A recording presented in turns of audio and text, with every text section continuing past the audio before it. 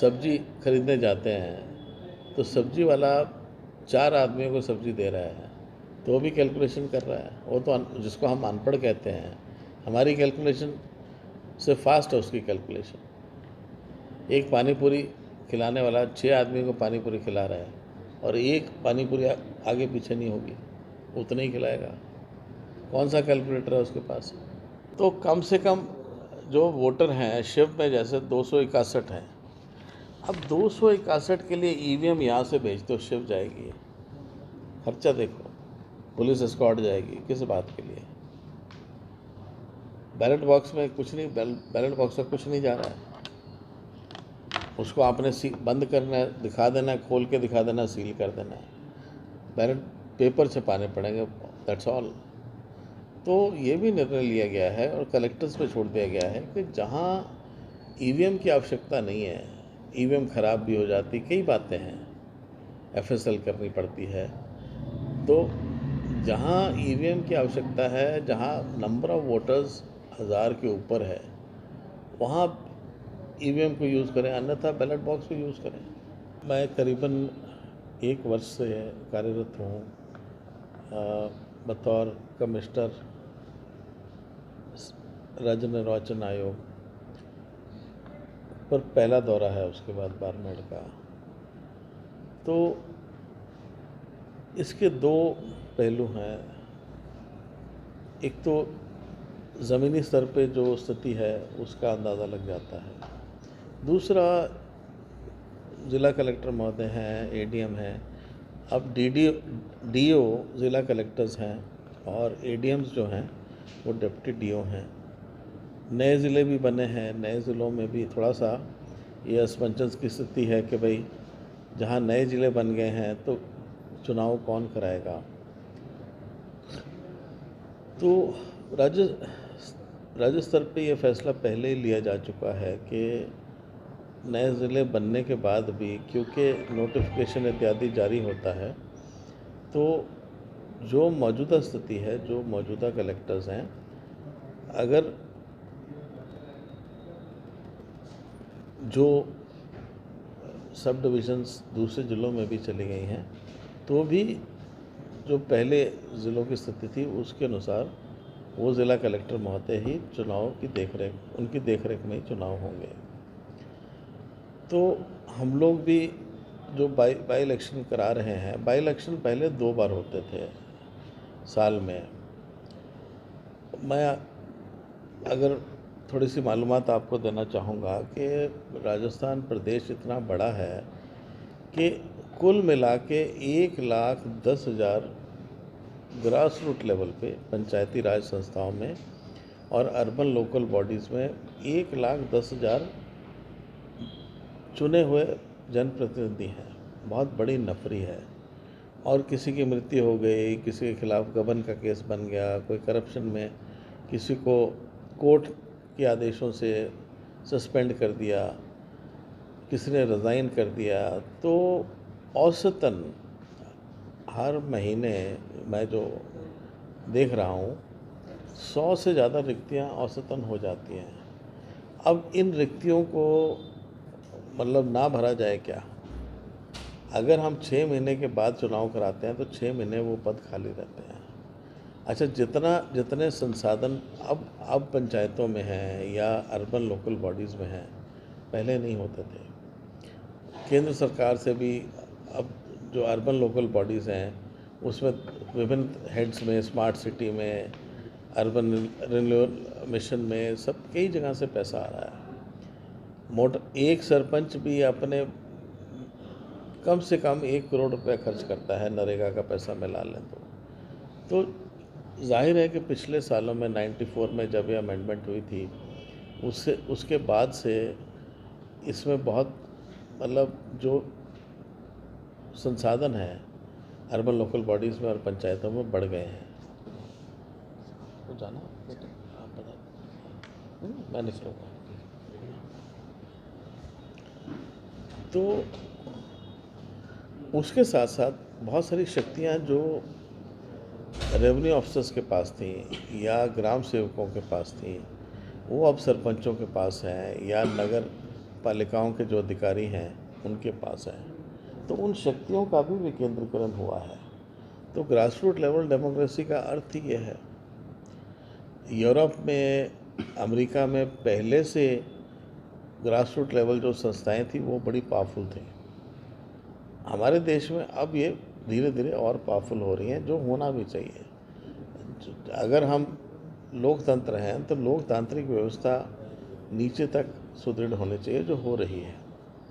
तो कम से कम 100 से ऊपर जो रिक्तियां हैं औसतन हो जाती हैं।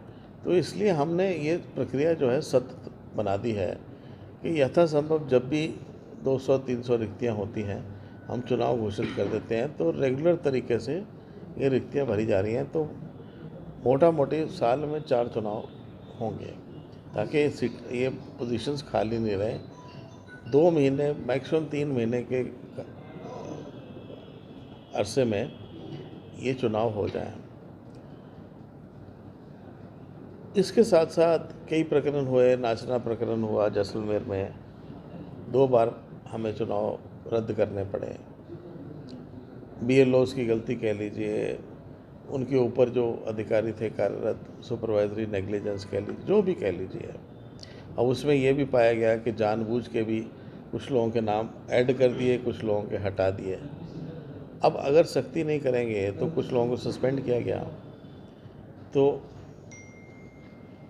सस्पेंड, तो अभी हमने जो सख्ती का रवैया अपनाया है कि भाई गलती वो होती है जो अनजाने में हो। अब आंखें खोल के अगर आप गलती कर रहे हो तो वो जिम्मेवारी तो आपकी है। अभी पीछे एक आध जगह और भी चुनाव हुए, वो भी हमने उसका प्रसंज्ञान भी लिया है।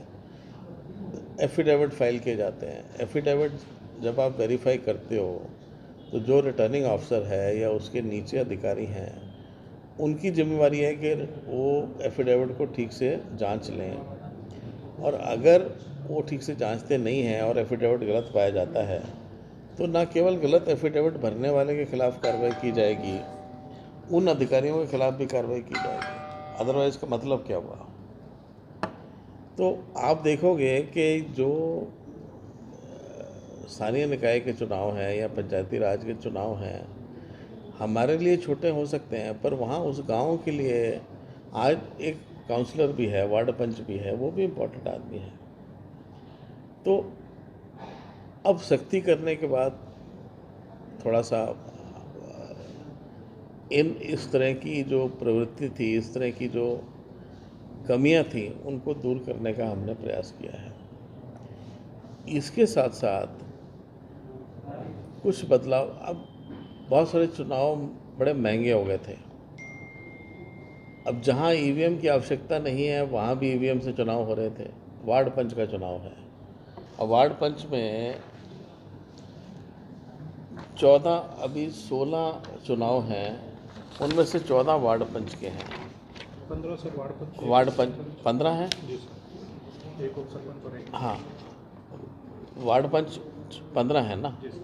तो कम से कम जो वोटर हैं शिव में जैसे 261 हैं। अब 261 के लिए EVM यहाँ से भेजते हो, शिव जाएगी, खर्चा देखो, पुलिस एस्कॉर्ट जाएगी, किस बात के लिए? बैलेट बॉक्स में कुछ नहीं, बैलेट बॉक्स में कुछ नहीं जा रहा है। उसको आपने बंद करना है, दिखा देना है, खोल के दिखा देना, सील कर देना है, बैलेट पेपर छपाने पड़ेंगे, दैट्स ऑल। तो ये भी निर्णय लिया गया है और कलेक्टर्स पे छोड़ दिया गया है कि जहाँ EVM की आवश्यकता नहीं है, EVM ख़राब भी हो जाती, कई बातें हैं, FSL करनी पड़ती है, तो जहाँ EVM की आवश्यकता है, जहाँ नंबर ऑफ़ वोटर्स 1000 के ऊपर है, वहाँ EVM को यूज़ करें, अन्यथा बैलेट बॉक्स को यूज़ करें। बहुत सारी स्टेट्स हैं, 46% चुनाव जो पंचायती राज इंस्टीट्यूशंस के होते हैं हमारे देश में, वो बैलेट बॉक्सेस के माध्यम से होते हैं। तो EVM का खर्चा कैलकुलेट करें, आने जाने का भाड़ा, गाड़ी, पुलिस, कितना खर्चा होगा, TA तो उसको हम थोड़ा सा उस पर अंकुश लगा रहे हैं ताकि खर्चा कम हो। खर्चा कोई भी कर रहा है, कोई विभाग भी कर रहा है, खर्चा तो राज्य सरकार का ही हो रहा है ना।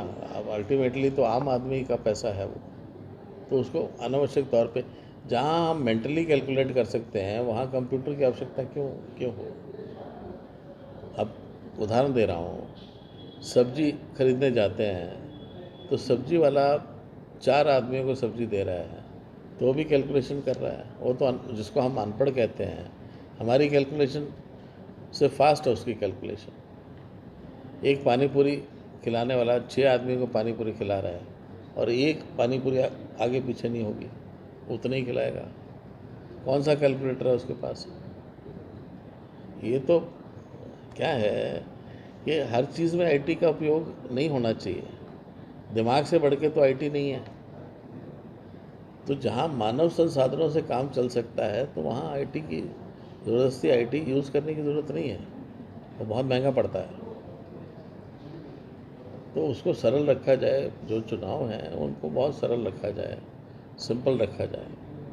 तो सर बाड़मेर के अब इस उपचुनाव में इस बार बैलेट पत्र से ही चुनाव होंगे, इसको लेकर ऐसा कुछ 1000 से कम निर्देश वगैरह? नहीं, मैंने सुझाव दिया है और ज़िला कलेक्टर महोदय और एडीएम महोदय पे छोड़ दिया है।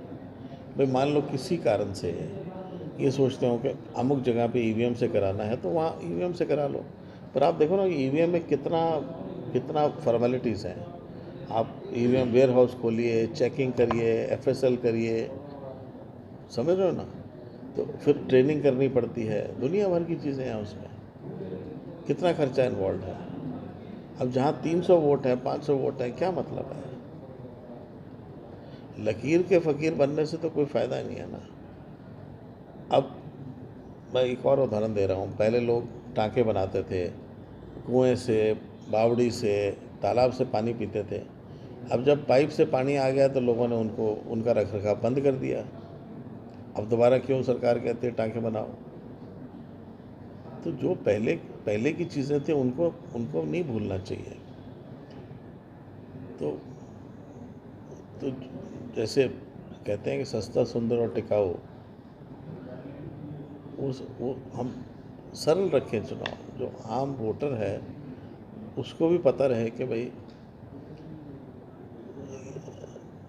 ये चुनाव जो है बहुत ही सिंपल तरीके से कराए जा रहे हैं। सर आगामी तो विधानसभा सर, चुनाव को इस साल किस विधानसभा प्रकार- चुनाव भी किस होंगे। प्रकार से तैयारियां की जा रही है आगामी विधानसभा चुनाव को लेकर? वो देखिए, वो चीफ इलेक्टोरल ऑफिसर जो है ना वो कराते हैं, तो उसमें वो सवाल उनको किया जाए, ठीक है ना। हम स्टेट में जो चुनाव होते हैं, जो पंचायती राज इकाइयाँ हैं या नगर निगम की इकाइयाँ हैं, हम उनके चुनाव कराते हैं। उनमें भी सर बदलाव तो हो सकता है? अब ये तो वो अपने विवेक से सोचें। देखिए क्या है, बदलाव कौन लाएगा? हम ही लाएंगे। जब मैं कलेक्टर साहब से या एडीएम साहब से बातचीत करता हूँ तो इनसे भी पूछते हैं हम कि आप बताओ, आप क्या करना चाहते हो, आपका सुझाव क्या है? सही है ना, क्योंकि असली चुनाव कराने वाले तो यही हैं।